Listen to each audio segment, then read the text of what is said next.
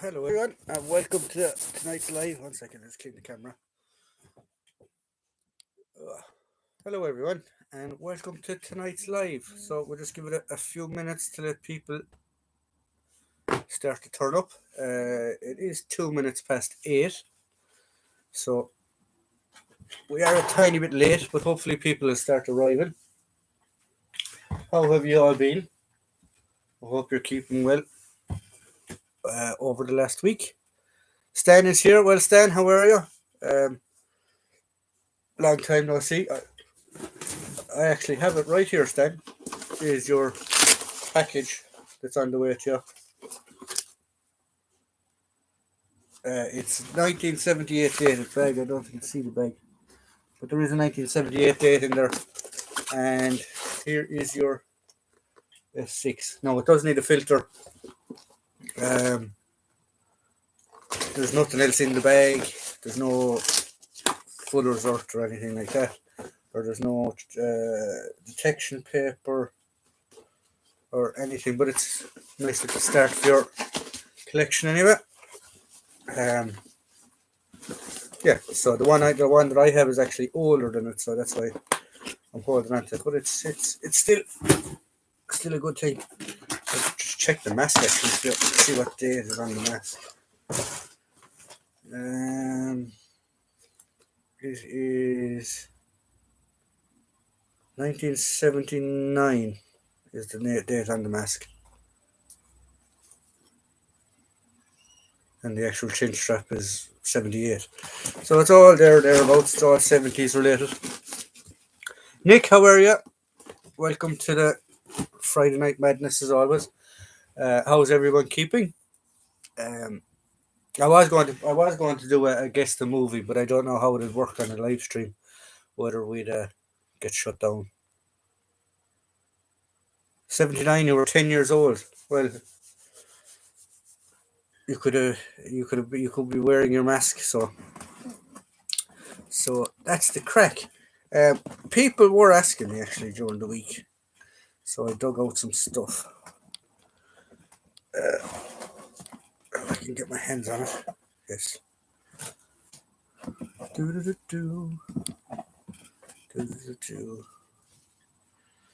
My entire collection of. Hang on, let's make sure they're all facing the right way. Let's go on to that one. These are all this way. So I have 4 NVA side caps, or DDR, whichever way you want to say it, and then I have 3 Bundeswehr side caps. But the side cap that I'm actually looking for is here. Somebody actually seen it previously on a video and they wanted to know could I dig it out for them. It is here. I know it's here. It is here somewhere. Yeah, so there you are. So there's the 2 side caps that people were asking about. I have escaped the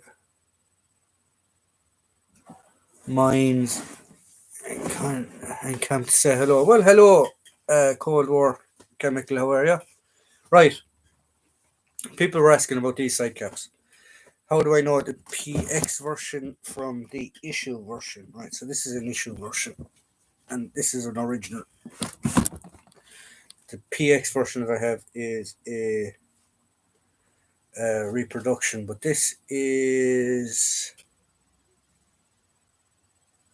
Where's the date? 1943. So this is the issue version. Now this is an infantry one as well. You can tell by the piping. The piping is blue, but if you look at the top of it, it's round, right? So that's an issue side cap. Okay. Very small heads. Used to sort of wear them like that, but that is an issue side cap, right? The PX version, it's more pointier. If you look at the top of it, this is a paratrooper infantry again because of the blue piping. But if you look at the top of it, it's more square. Now this is a reproduction, 100% reproduction by K Canvas, and it's a better fit on me. But that's how they wore the side caps compared to the British, uh, whereas the British wore them sort of in a genty direction like that. The other one that people were asking me about is the Vietnam era one. That's what a Vietnam era side cap looks like. This is a Colonel with the silver oak leaf. The Major has a gold one. Now, there's no piping on these ones anymore. Um, you may, on some of them on this side, see like a coat of arms of branch of service, be it crossed rifles or things like that. But generally, it's just a rank, or you don't see them with anything on them at all. Um, for officers anyway, enlisted men is non-rank. And there's a little label here on the inside, and the date should be a Cap Garrison Men's.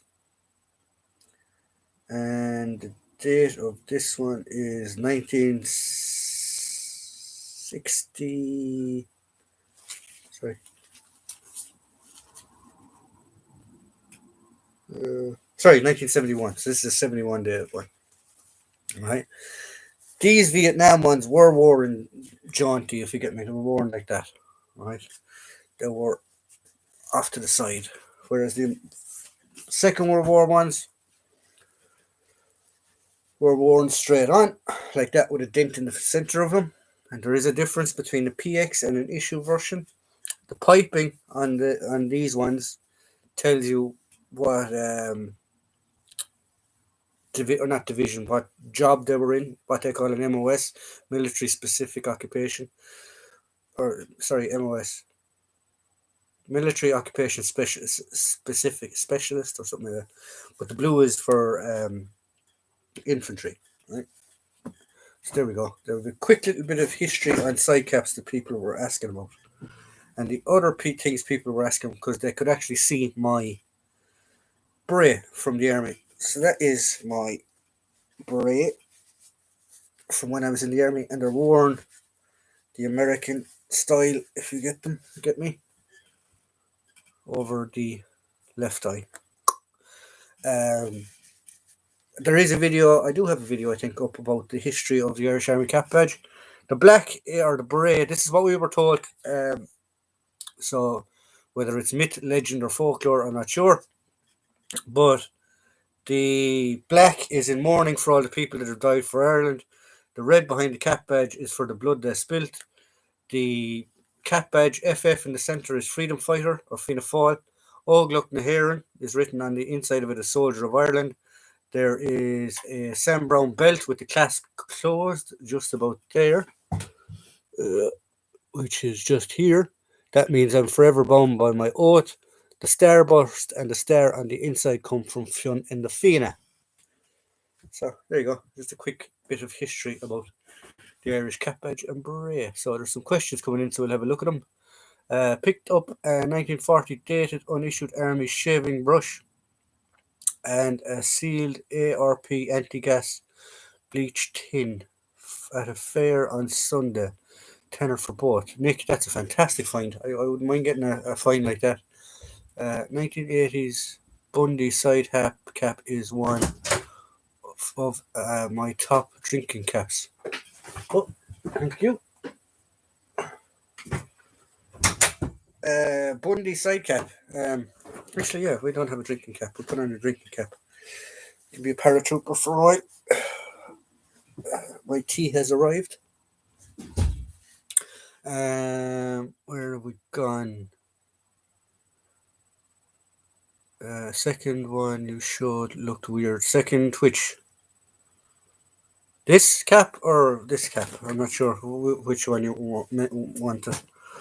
Or this one, the original one. Which the reason that looks weird is because it's nearly 70 odd years old now at this stage. You could do with a good ironing and cleaning. This is what would have been worn by the colour in Africa and in Italy, that area type of thing. It is stamped and all dated and everything on the inside. And it's a 7 and 8. So, yeah.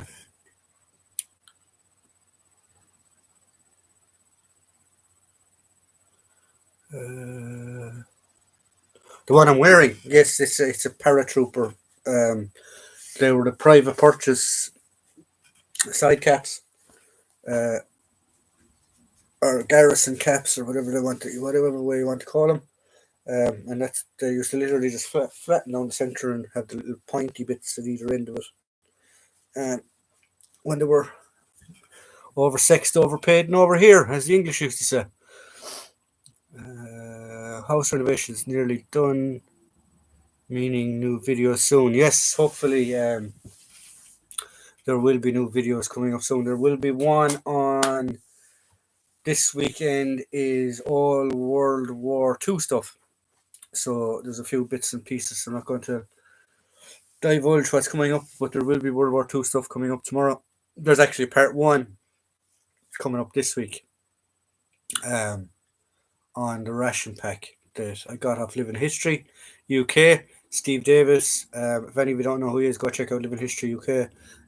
He does have a YouTube channel. He does have a TikTok channel, and he buys and sells bits and pieces as well. But he's got some good stuff as well. The one I'm wearing. Oh yeah. So that's pretty much it. Living History UK. Bloody hell, that's hot. We'll have to let that cool down a while. So, how has anyone else any other questions in relation to stuff that they've seen in the background that they would like me to talk about? Because if not, we'll just talk random crap as always.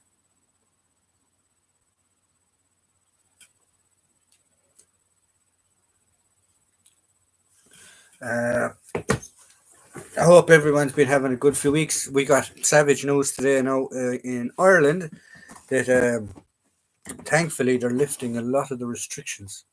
So it's going to be fantastic come tomorrow morning. So we'll be finally getting back to normality. Planning on a complete Gulf RAF regiment video. That's a good way on. What's a good way on the delinking 7.62 ammo? As in taking it off a belt. There's no way. The hard way. There's no easy way to do it. You literally just have to pull them. Try and pull them off the link. Wear a glove if you're delinking a belt, because you will end up with bumps and scrapes and stuff like that.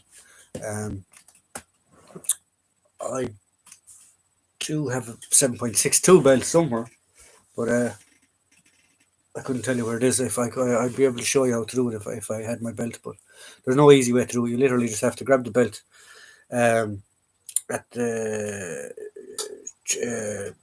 chamber side, not the round side, but the other side, and pull it. It's the only way it can be done.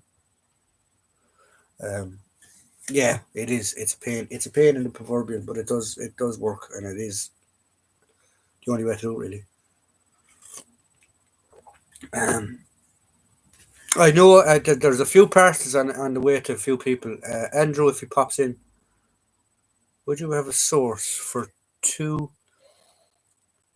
for two M56 pattern canteen pouches with drinking bottles and cups, and a web belt with a single row of grommets?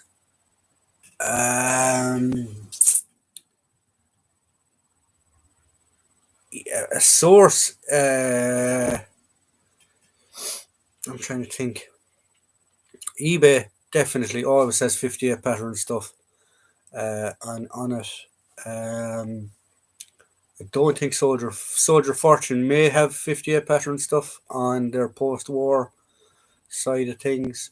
Epic may also as well.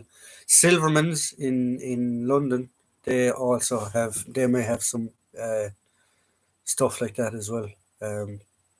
But they would be where I'd go looking anywhere for that type of stuff. If money was no object and you were sure of its provenance, would you collect Waffen ZZ items? Ooh, I probably would, but I wouldn't display it. Or well, sorry, I would display it, but I wouldn't Um, I wouldn't do videos on it if I was quite honest. Um, the Waffen SS do interest me in the fact that um, I just find it so interesting that such a group of people can be so brutal. Um, like the mind of a man to do that, um, to be able to just totally switch off and go nuts, literally nuts. That's what interests me about them. In relation to the collection world of stuff, their stuff is phenomenally priced. It's ridiculously priced. When you see those runes on them, they do go mental. I do have small little bits and pieces of reproduction SS stuff that I've picked up here and there. If you want me to see them, I will show them, but I generally don't show my SS stuff. Um, I do have one or two small little pieces, and I just collect. I don't agree with what they did. I just find them. I just find that group interesting. It's people find the commandos interesting, the paratroopers interesting, and stuff like that, which I do. I do find them interesting, but just the SS side for me, I just, I it interests me how brutal somebody can be and not can be totally brainwashed if you get me. Oh well, 150 to go by 150 to go by hand. Yeah, it'll take you a while to do it, but you will do it. Get a pliers and a piece of timber. 120. Thanks a million. Yeah, I'm sorry. That's the only place that I can think of that would have them. Um, eBay always has 58 pattern stuff. Uh, Gabe, how are you? Welcome. Welcome to the usual madness. Most often if stuff is fakes anyway. Yeah. If you are going buying German stuff like that, um, I would recommend you go to an established dealer that's been there for a long time. Don't go to everyone is looking for the cheap deal or the cheap stuff or to get a deal and things like that. You may be lucky and you may get something, but when it comes to that type of stuff, all the original stuff that's out there now at the moment is pretty much in collectors' hands already, I believe.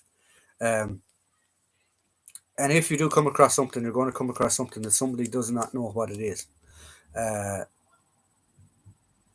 so there, so if I was going to get any of those type of items, it would be the likes of regimentals. I would go to. It would be the likes of what's that? England or the American lad Whitman. He deals a lot in daggers and stuff like that. Um, they would be the type of guys that I'd go to because they've been in the business for centuries nearly at this stage or years at this stage. Um, and if they if they have a bad deal or if they try and rip somebody off or if they rip somebody off, that's their business. Pretty much barnacled because a lot of they're dealing with high end stuff that if people aren't 100% know that the stuff is 100% original, they're not going to go near them, so they won't be able to sell their stuff. So that would be the only advice I would give people if you want to buy original stuff like that. Yeah, I've got an armband which I think is an old repo. I did a video on it. Someone said it was SS, but it was a gift given. I wouldn't buy SS stuff simply because most would say, yeah, like that. Every piece of SS or German, every piece of German stuff actually doesn't even have to be that specific group. But every German piece of German stuff that I've gotten through trades or I've gotten in a job lot or something like that. I've never actually physically went out and bought a German item. Not that there's anything wrong with doing it, but I just haven't. I haven't bought any German stuff. I've picked up stuff through trades and things like that, but I've never actually bought stuff. Wow. So yeah, I do actually have. I have two side caps. I have a smock. I have a reproduction Hitler Youth that's the only German stuff that I have. And I don't collect that stuff specifically. I might have one or two German patches around the place. I believe I have a German policeman's patch, the eagle with the thing on it around somewhere. Um, some other bits and pieces like that. I think the 1910th divisions were never. I'm not 100% sure, Nick, whether they were or they weren't. Um, if they came with the initials SS, the chances are they were involved in something. Um, yeah, I know an awful lot of them at the end of the war said, "Look, we were just soldiers and we were just doing what we were told and stuff like that." But there's been a soldier and then there's been vicious, and those lads were vicious. The thing about the German stuff, us, I've heard that they are making repos straight after the war. Same machinery, souvenirs for troops. Yeah, exactly. I'm sure after the Battle of Gettysburg, there was somebody selling bloody um, bits of Union uniforms and bits of cap badges and belt buckles and everything that they were taking off of the dead before they'd even buried them. Um, I don't know what it is about military stuff and military collecting. It's always been there. There's always been a market, or for some reason, I'm sure. I'm sure there was Napoleonic stuff being traded and stuff like that after the Battle of Waterloo. Um, there was, because I was watching a documentary with Sean Bean in it there not so long ago, about Waterloo. Actually, he did like a documentary on Waterloo, and there is stuff there that obviously had been collected or had came from somewhere, because there was a French cavalry uh, chest plate and back plate with a cannonball. I mean, obviously the poor guy had been killed, but there was a cannonball the size of a dinner plate hole in his chest and came out his back like. Um, the so yeah, the military collections have been around for ages and ages and ages.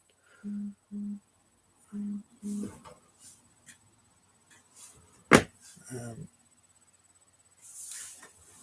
so sure, there was after the First World War as well. There was tours of people being brought from France, or sorry, from England over to visit the battlefields in France straight after the war. They hadn't even cleaned the place. Um, and I understand to a certain degree why that was done too, because um, at that moment in time, obviously Ryanair wasn't around the place and travel wasn't what it is today. Even with COVID, it wasn't easy for people to travel. And a lot of families wanted to go see where their sons, fathers, brothers um, had been killed and where they were buried, because at that stage in British history, or in military history, um, bodies weren't brought home. They were buried on site. It wasn't even after the Second World War. Uh, Korea, I think, was the first war where they started bringing bodies home. Um, and even at that, it might be a limited number. Uh, Huge graveyards all over France, Belgium, um, they just did not bring the bodies home. It was unfeasible to bring the bodies home. Um, Vietnam, I suppose, is the most common one where you see bodies being brought home. But before that, they were buried on site. Uh, I guess people collected military way back when, the same for the same reason we collect it today. More than likely. Um, More than likely, family history in it, family interest in it, just a general history interest. I don't know why. Um, you can ask each individual collector. I'm sure if we started asking the likes of Stan there and the likes of Nick or some other guys that are around the place, military collectibles if he was in. Why those guys started collecting, and I'd say every one of them would have a different answer. Why they started collecting for me was family. It was a family thing. I grew up around military stuff. Through my uncle who had served in Vietnam, through my grandfather who had fought in the Second World War on both sides. I had one that was actually in the British Army, and I had one that served in the Irish Army, what they call the emergency. And then my great grandfather, that I only remember stories of, and vaguely bits and pieces from my own memory of him, but um, he was a professional soldier. He fought in India and fought in the First World War, and was involved in the War of Independence when he came back. And I don't believe he was involved in the Civil War. I never heard stories about him being involved in the Civil War, but I do remember hearing stories of him being involved in the War of Independence and things like that. Um, yeah, so there'll be that'd be why I got into it. There was always we had a First World War SMLE bayonet. They used to hang up on my grandfather's shed, and it was known as the for opening cans of paint. He'd tell you go get the thing for opening the paint, and you literally because of this length of it, the leverage that he could be able to jimmy open cans of paint with it. And even where the bayonet lug was, where the hole was, there was no scabbard or anything with it. But where the hole was, he had a piece of string tied to it that you to the top of the cap, we'll say. Where the hole was on the bayonet, he had a piece of string tied to that he could just hang it up on the wall. Um, so yeah, little things like that. Um, and then your famous case, and it's a collection in itself. After the Second World War, an awful lot of the helmets were converted into B-days, coal shuttles, shovels, uh, especially the German stuff. The para helmets were converted. The German para helmets were converted into. Um, they were re-dipped in enamel. They were all enameled. So yeah. So I mean, like, things. Military surplus has always been around the place.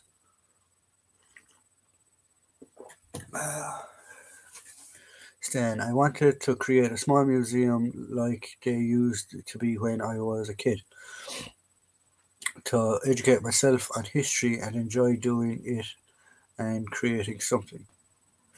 Yeah, exactly. What's on there? Cold War. Gotta go. See, so no problem, Cold War. Have a good one, bud. Um, yeah, like I like my little museum. Obviously, I want more room. It's very compact where it is, and I can't display everything. So, like the mannequins, this one will probably be getting changed at the end of this month sometime. I'll put something else on it. He's after being done in a video. The guy in the corner. The only two that I don't change is this guy and my Irish Seaman. Everyone else gets changed. Um, uh, just to show off the collection. I'm looking there now. Actually, I have a tiger stripe jacket hanging up on the back of the door that I got down for doing the Vietnam weekend. Um, so I might put that on a mannequin this evening and we'll wait and see. Uh,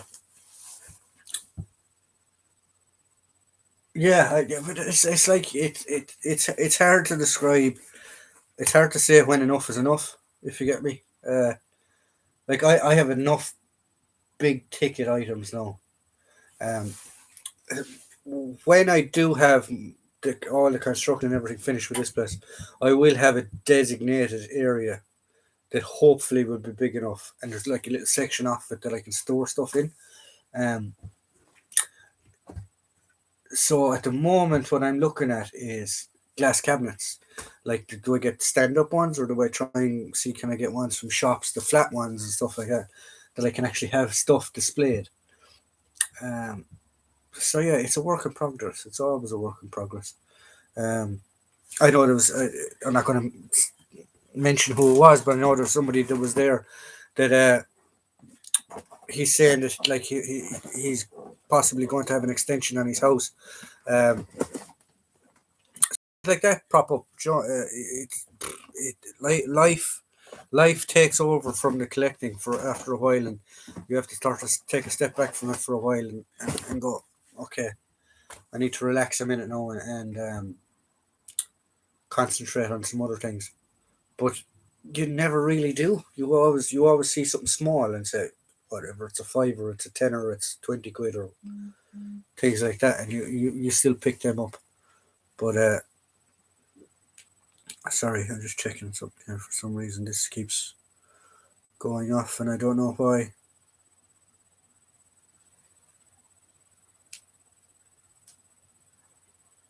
No.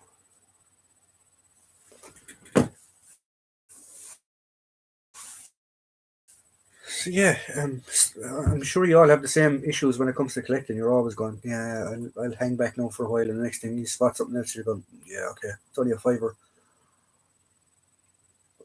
it's only a tenner, and here we go again. The flat ones from shops are bloody expensive. I got IKEA type standard cabinets second hand, quite good. Okay. See, what I plan on doing is I plan on having a First World War section, a World War Two section, Vietnam because I collect Vietnam, and banner, and then I'm going to have like another section for Bundeswehr, Cold War, that type of stuff that doesn't fit into those other sections. Um, that's the idea I have in my head um, at the moment. So I was like a glass cabinet beside a mannequin. Like I could have him at one side, him at the other, and a glass cabinet in the center, and all my little pocket fillers and time cards and things like that in relation. I suppose I could do it that way, and then do the same. Need to get more mannequins because I do like the contrast. Simon Moore from Rifleman Moore's channel. If any of you don't know who he is, go check him out as well.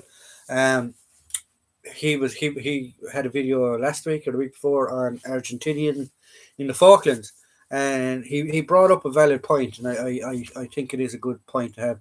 It is nice to have a contrast. So if you're collecting a conflict, shall we say, like the Falklands, and you have a commando, a British commando, or a British para dressed up in a mannequin and stuff like that, I think, and then you have your glass cabinet, we'll say, or whatever, with your little artifacts and stuff like that in it, and to have an Argentinian then on the other side in a mannequin form. I think that is good. I do like that idea. I do like the contrast. So I'm thinking, and I don't know whether I should or I shouldn't, but we say if you do like the First World War, have like your British Tommy, have your cabinet, and then a mannequin on what the Germans look like. Same with the Second World War. A banner would be slightly different. I could do it with Vietnam as well. You could have your, but it's mainly Australian stuff I collect. So I have my Australian soldier. I could do an American soldier as well, but do your Australian soldier and your Viet Cong or your VC or your NVA or whatever you wanted, and then yeah, that's the idea I have in my head. But I don't know how well it would work. Um, Facebook Marketplace is good to find display cabinets and case. Yeah, I do look at things like that, but the problem is at the minute is I'm not ready to put stuff in to the War Room 3.0. So there's no point in me looking yet because it's only an idea I have in my head at the minute. But there's no point in me looking to say, okay, yeah, I'll take this off. Actually, it's quite sweaty, but there's no point in me looking and saying, yeah, okay, I'm looking on Clare Market or Facebook Marketplace or Free to Good Home or one of these websites or whatever, and going, yeah, when I don't have somewhere to put it. Um,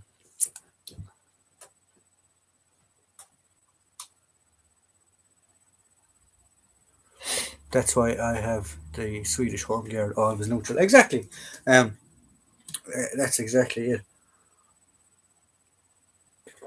But you actually made your mannequins, if I remember correctly, didn't you? Actually, I think you bought the chest and then you made the legs and stuff like that. Stanikin is getting changed this weekend. British Army of the Rhine, whilst Ifen is a DDR airman. Oh, very cool. Um, every one of mine starts with a H. So this is Henry, Harry, Hans, and Hector are the mannequins that I have. So Henry, Harry, Hans, and Hector. I don't have names on these two yet, but we should put names on them.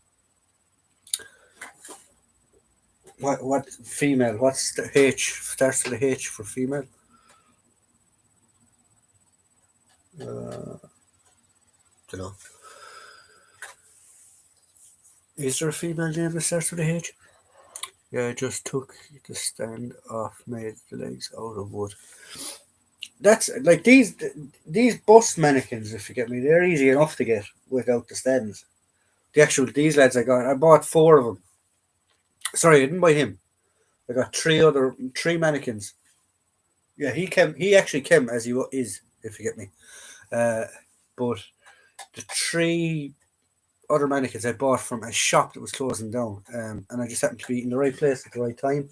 I was looking up something on the internet, and they were for sale, so I said, "Yeah, bugger, I'll get them." Um, Helen, yeah, there we go. Hey, hi, Helen. Pleased to meet you.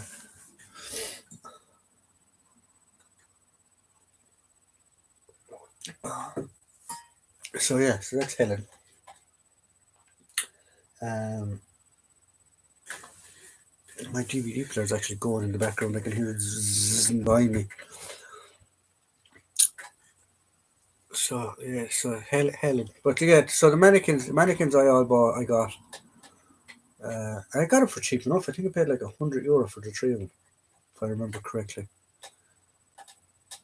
But it was Clare Marketplace, or not Clare Marketplace. There's a website in Ireland called Adverts in Dundee. They're the two main like buy and sell ones that you come across. And I think it was Adverts I got them on. It was Adverts actually I got them on. Um, and it was three of them, and I bought the three of them. There was more there, but I only got the three at the time. Um, so yeah, this one then was um, from a dressmaker's. It was being thrown out. That's how I got that one, and same with that one. They were being thrown out, so I got them. And I do need to get more foam heads though, because I have a ton of caps and helmets that all need to be displayed somehow.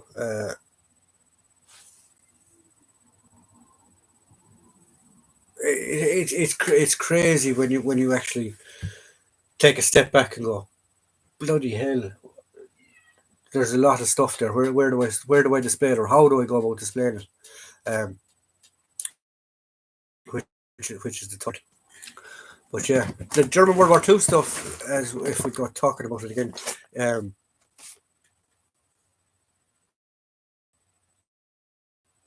what the hell is this? Oh yeah, it's the packet of First World War reproduction documents. But for the I'm looking for webbing on foam heads. For what they are, I need about 10 of them. I bought a rake of them. I bought 8 of them one time off Wish. You'd be waiting a couple of months for them to arrive, but that's where I got them. And I think I paid, could have been €1 ago. I paid for them at the time. But yeah, I got 8 or 9 of them.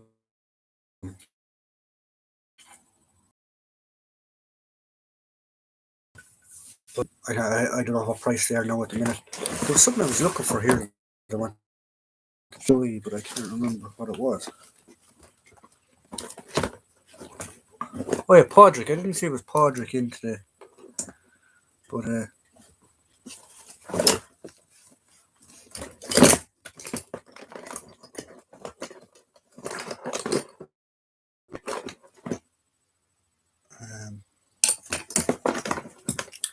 he was asking one time about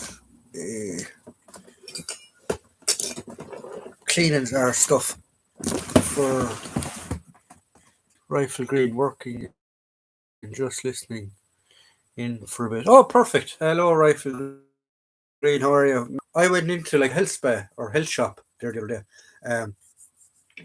and they have these recyclable toothbrushes. He was talking about putting, was it Podrick that was looking at or talking about putting like a wash roll together, and where did you get the toothbrush and things like that. But I found that they have them there. They're timber handle toothbrushes. There was like a Colgate or something here on it that I just send it off of. But yeah, there you go. There's your time or period correct toothbrush for your hold alls. Um, Rifle Green, it's good to see you or hear you or I don't know what we'd say, but we were wondering where you were there for a while. Hope you're keeping well.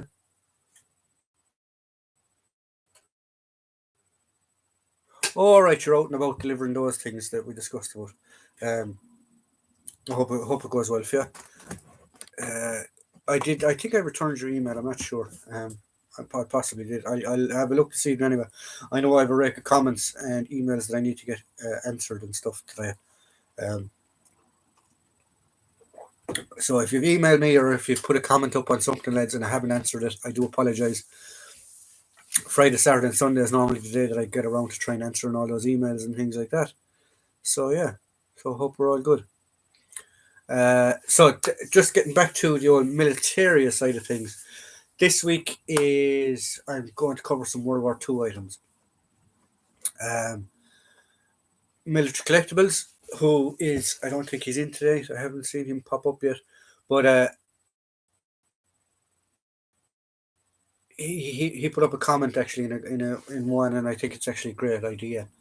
Um, Rather than trying to suit everyone, I'm not going to bother suiting everyone. The channel is I put up what I want and what interests me and stuff like that. I'm going to do it whatever. If I'm going to be rummaging around in here and if I see enough banners of stuff and I go, Jesus, that'll be good in a video, I'll do it. If I see a World War II item and I go, Jesus, that'll look good in the video, I'll do it. I will try and vary it, but I'm not going to actually set a schedule.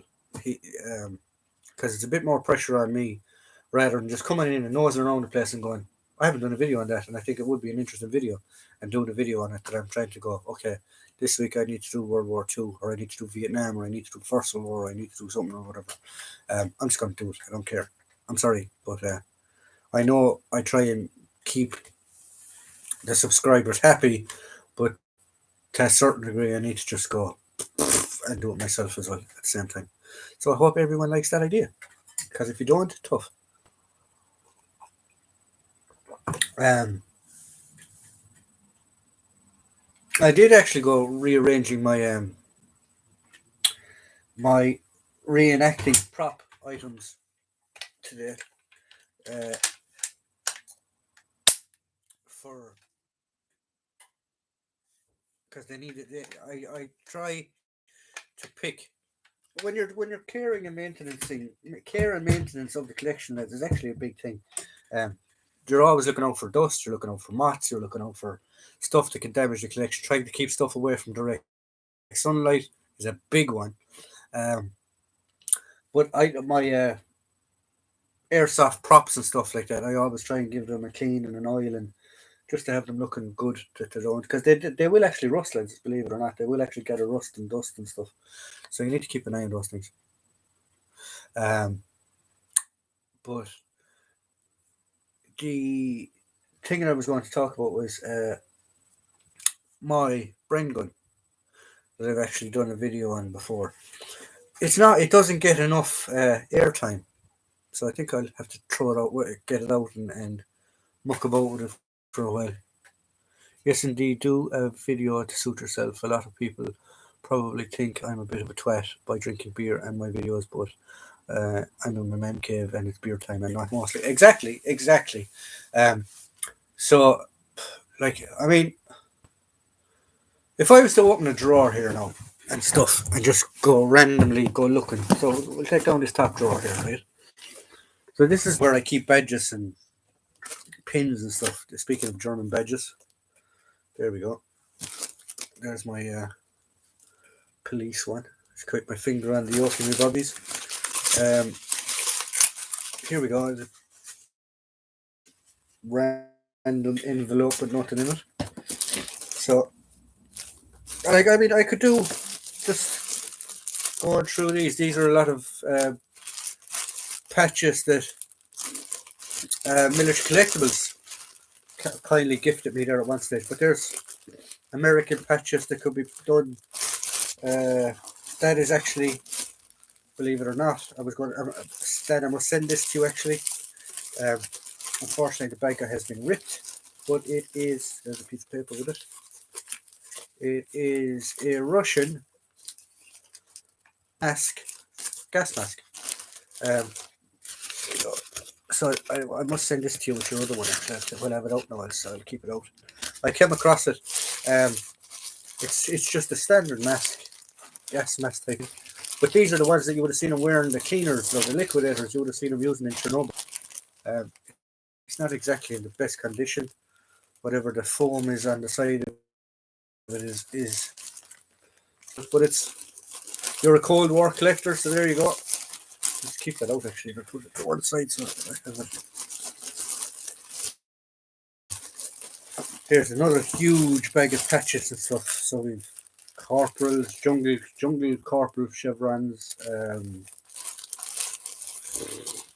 sergeant major crowns, another 3rd Infantry Division patch that could go in with the American stuff. Patches off the MTPs. I have a rake of them there that I have for collection or swaps. I don't actually use them. Here's another envelope. What's inside this?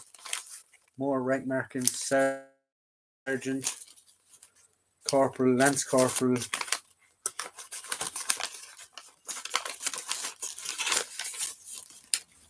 RMP, so Royal Military Police,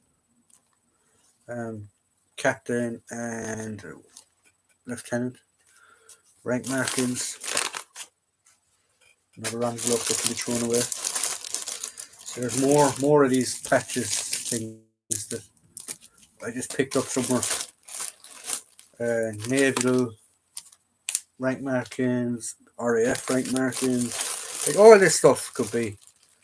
There's actually, these are 80s and 70s and 80s sergeant rank markings. Are slightly different to there's a corporal and a lance corporal one.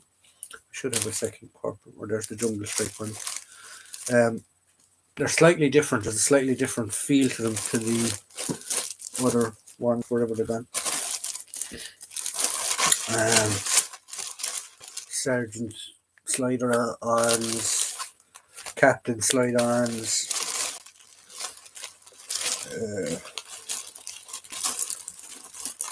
original Royal Ulster Rifles, scroll,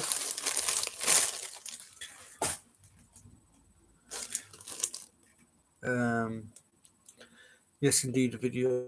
Oh yeah, excellent stuff. No problem. I have it out there now. I'll send it with your other stuff. So I'm just going to go through this and see what else is in here. That see, like all this stuff needs to be covered, and I need to go through all this and go, yeah, okay. So that's American Military Police, Red Cross.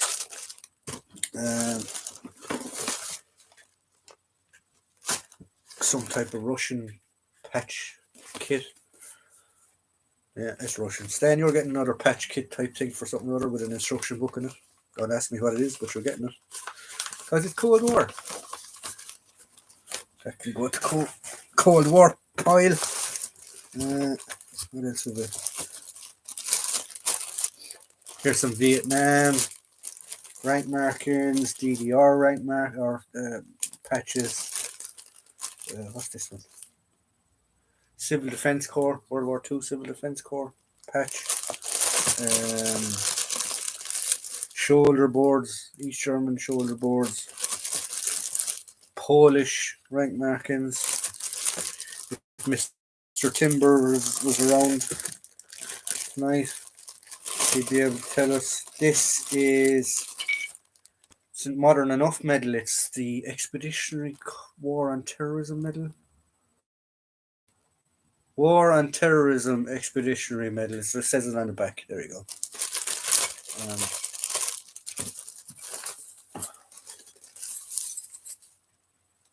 Signal Corps collar down. Jungle expert. Another badge. Vietnam combat rifleman. CMR combat infantry badge.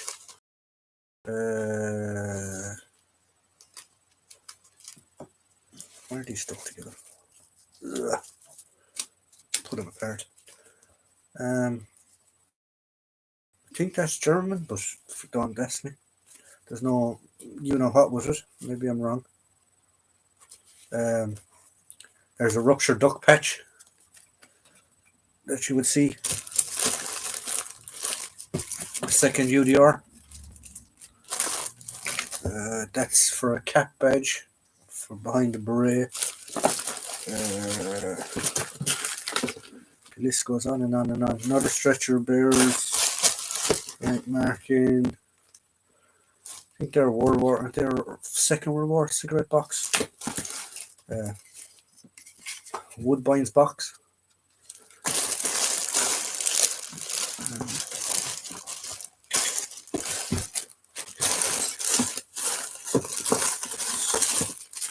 More cigarettes and matchboxes and the second UDR again. Where did I put that other UDR one? Keep them together because they're easy lose. Put them in with the box of patches, bags of patches.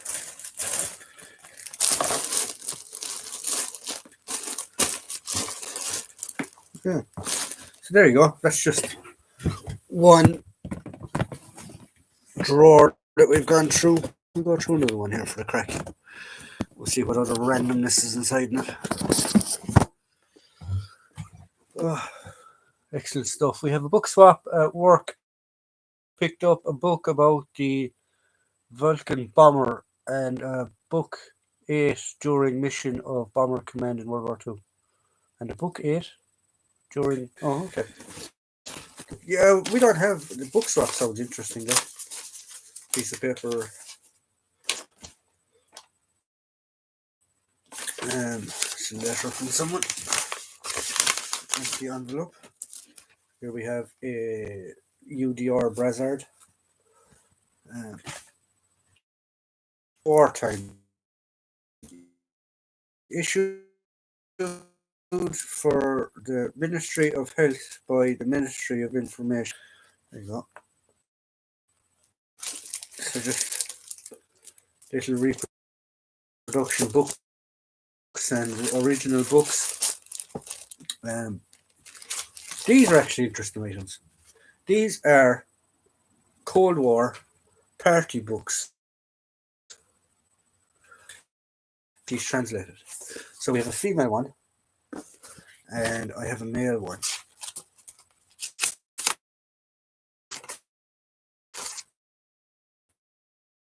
I do need to might be need to work and see can he figure out what they are. Yeah. I'm late. Birthday today. Happy birthday. So got dragged out by a good lady wife for dinner. Welcome, Andrew. No problem. You're more than welcome to come. We'll be finishing up in a short anyway, but we're here anyway. It's quite unusual as I don't think half the feckers I work with can read or have ever read a book. Yeah, there's an awful lot of people like that. We're just going through my random drawers till we see what's inside it. There's another actual piece of American or German stuff, guys, that I picked up somewhere.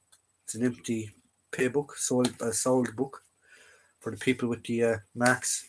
I don't know where I got that from. What else have I here?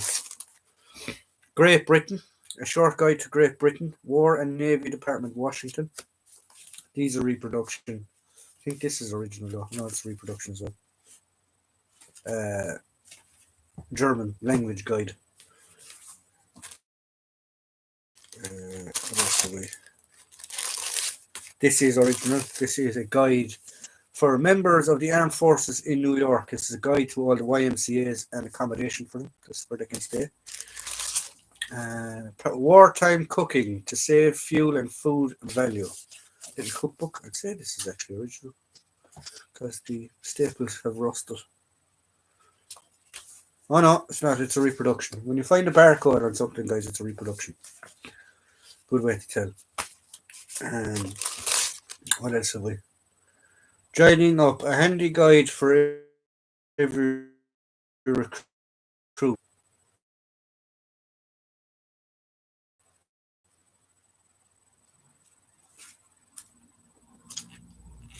Just a little guide for guys that are driving up. It's a reproduction as well. There's a barcode on the back of it. This actually is original. It is a little ID card for the British Legion bar for a guy. But he's from Belfast, if I remember the address of this correctly.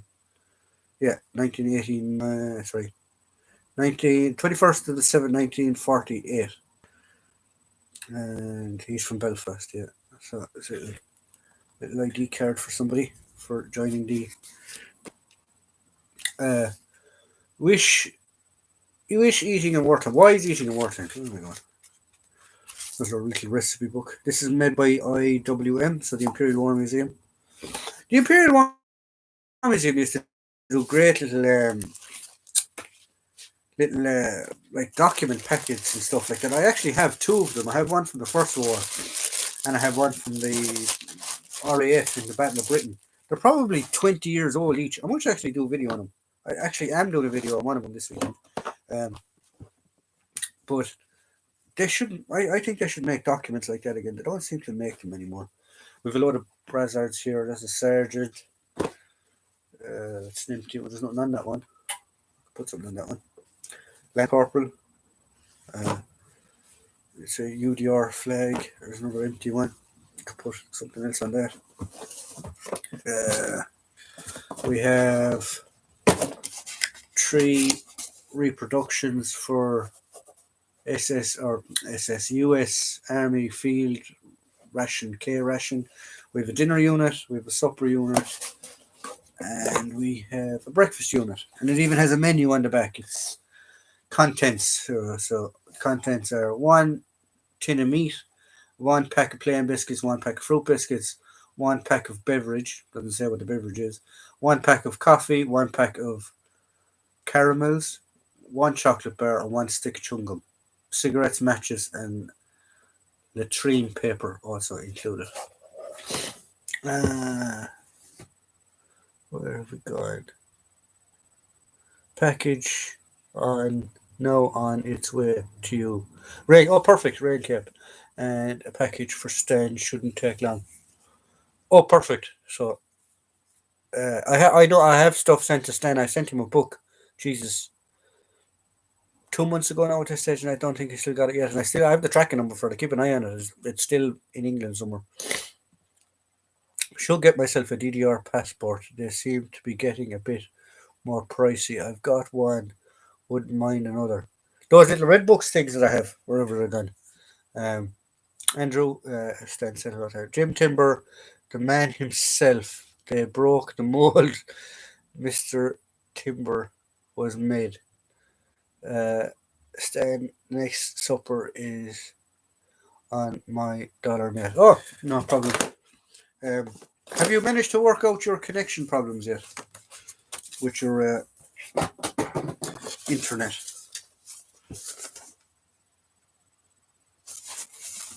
So we have a piece of paper here, and it's in German.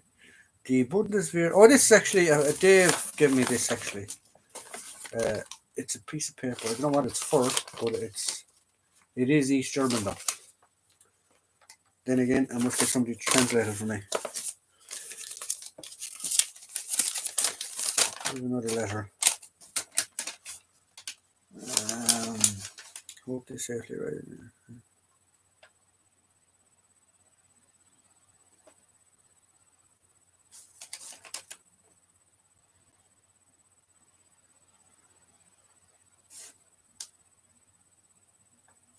Right.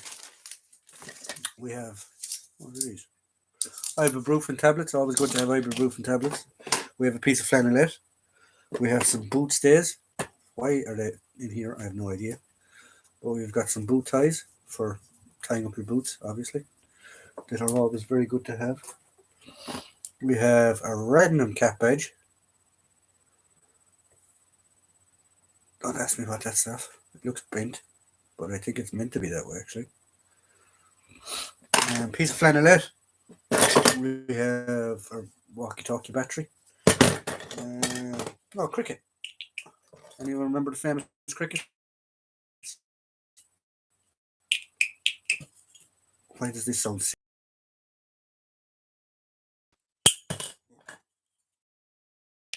It is sick. My cricket's sick. There we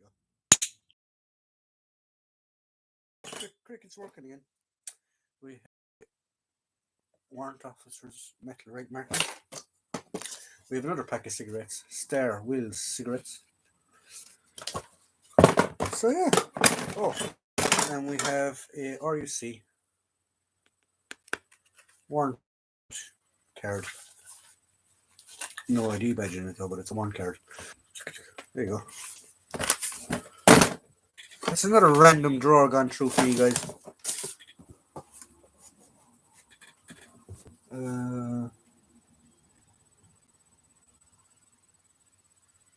No, on the East German passport. Oh, okay.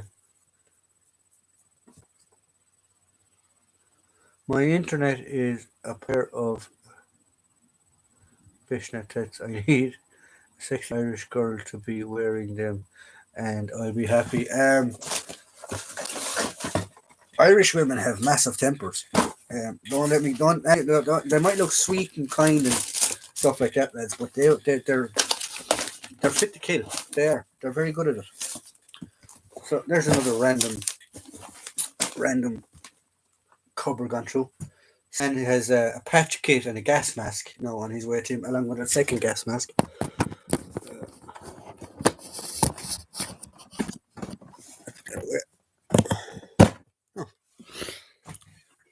So, guys, we've been on for an hour. It is now 9 o'clock, 9:05 anyway. So, if you want to just bombard me with 5 or 10 minutes of random questions, and we'll be calling it quits then.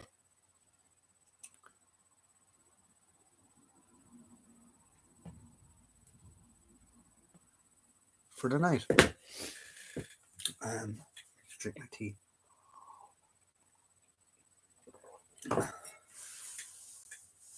But yeah, geez, the hour goes fast when you're not paying attention, really. We do a big drawer. Let me see what's in the big drawer. 10 minutes more, please. Okay, we'll do 10 minutes more. So fire questions at me for 10 minutes, and we'll see what's happening. I'll do this drawer because it's half sticking out anyway, and I need to put it back. So we have the side cap, the World War II issue side cap.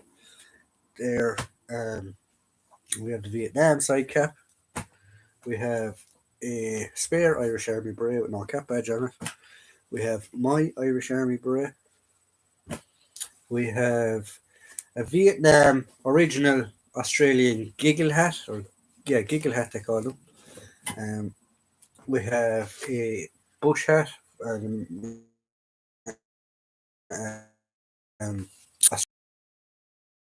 type what's it called? A jelly bean type camouflage. We have army bush cap. Now this is a very actually a hard one to get with the neck protector on it. These were brought out for in Africa. We have a 50s pattern, 50s dated. What's the date on this? 1954. British khaki cap. There we have my two German caps. This is the M36 variant. It's the other side cap one. I'm not going to show the badges on them. You know what they are. We have another wide brim American or Australian cap. We have a Spanish cap, and this one is actually very interesting. At the time, they had national service, but inside is all signatures of the guy when he was finished his service. So it's another little interesting cap, Spanish cap. Marine cap from recent enough. It's the same pattern that they wear now. We have a load of East German and DDR side caps. We've showed you all them before. Baseball cap, just a baseball cap, not in particular. We have a tiger stripe, um, bush cap. We have a Bundeswehr winter cap. We have a Bundeswehr NCO's cap.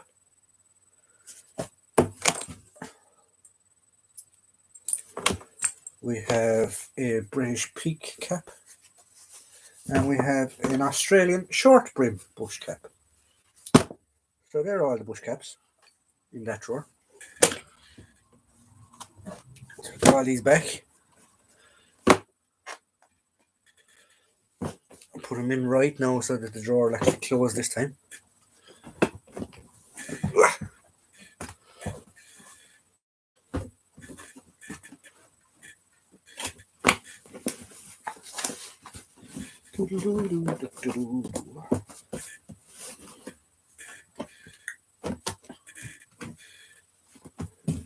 No, will she fit? Will she fit?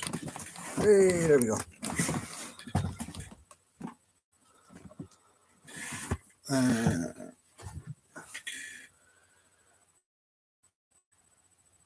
Have you seen the Tom Hanks film Greyhound? Yeah, I have actually. If so, is it any good? It is good. It is good. It's a very good film. Tom Hanks does a fantastic job with his war movies. Um, he is actually a World War II collector. So his movies are fantastic. What is my favorite camel pattern? Paddy flash. If I'm honest, Irish. I do like the Swedes and the Finn stuff, but I do like the paddy flashes. Um, I've got a Spanish German style helmet M42. Sorry, I missed one. Greyhound is well worth a watch, then not the best Hanks movie, but well worth a watch. Yeah, it is a good film. He's making himself and Spielberg, aren't they making a series like Band of Brothers style about the Pacific, about the 8th Air Force in England. And then there's another movie coming out about Paddy Mayne and the SAS as well coming out soon. Um, I've got a Spanish German style M42 helmet. Can't remember the designation. Nice bit of history. Yeah, a lot of Spanish stuff was used during the Civil, or a lot of German stuff was used during the Spanish Civil War. I've got an. Have you got any jelly bean camo from Australia? Harder to find out. I have a full uniform. I have a full 2 or 3 full uniforms of jelly bean stuff. If I have spare stuff, actually, I'll send it over to you, Jim. I do have a lot of Australian stuff. Cheers, Jim. When I can get to watch it, as it's only on Apple TV. Haven't got it that. Um, I'm sure there's one or two of the pirate websites that you'll be able to find it. Uh, Here's my Polish cap for Jim. And if I can remember the bloody name of it.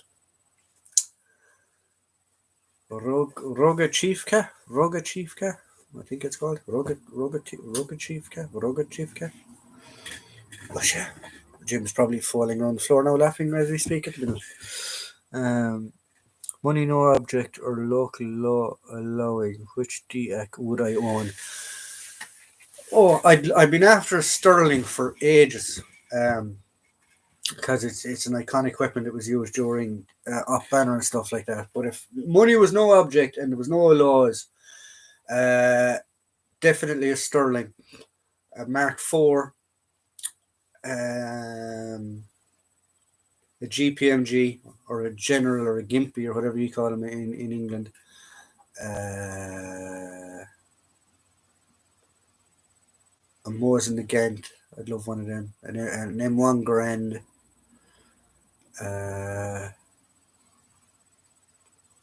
Yeah, the list goes on.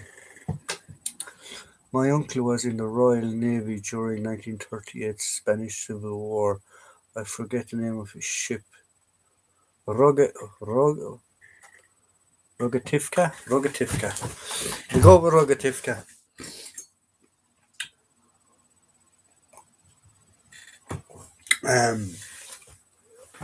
I'd like a Webley revolver actually as well, come to think of it. If I ever do come across one. I did actually have at one stage. I had the opportunity to get a DIAC Royal Irish Constabulary 1886 Winchester shotgun.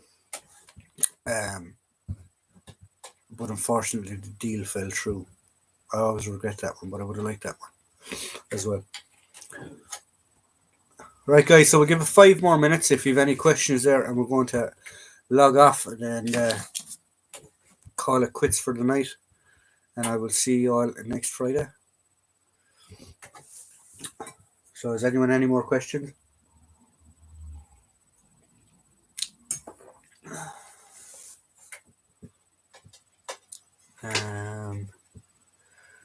Gimpy machine gun. If I had one, GPMG general purpose machine gun.